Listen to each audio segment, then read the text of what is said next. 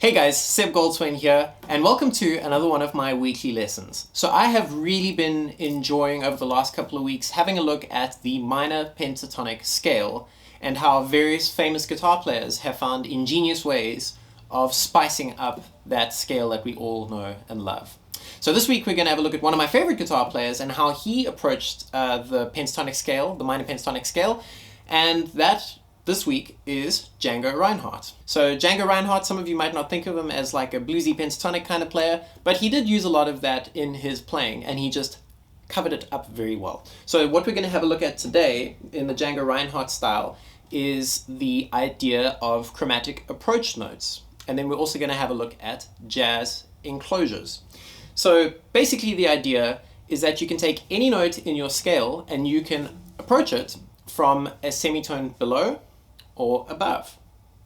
So now, for example, if we take the A minor pentatonic scale, because we're in A minor every week, and what we're going to do is take each note of the scale and approach it from a semitone below. So here's our key of A minor, first one.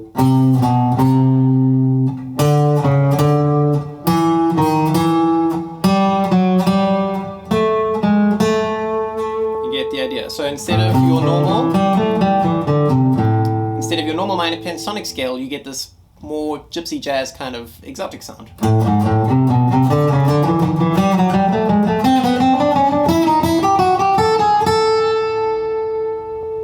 Like that. Another common technique as used by Django Reinhardt and lots of gypsy jazz guitar players, as well as jazz musicians in general, is the notion of enclosures. So an enclosure is just taking a group of 2 or 3 notes around a target note and playing them whenever we play that note. So that might sound like gibberish, but practically, let's say we're going to take our A minor arpeggio. So starting on our first note, what we can do is play the note up in the scale, in an A minor scale, and then a semitone below, and then land on our note. And then the next note would be landing on the third. So we do one for every degree of the scale that we're playing on. So, and slowly.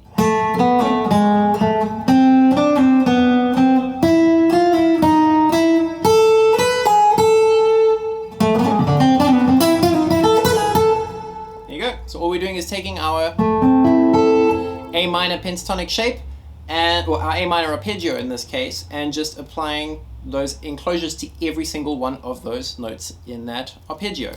Now this doesn't just work over your minor pentatonic scale or your minor arpeggios. You can also apply this to your major scales and to your dominant scales, and you can get different sounds using that. So experiment, take this idea and apply it to different circumstances, and you should find that this is a bottomless pit of information and something that can keep you going for years. So, I hope you've enjoyed today's lesson.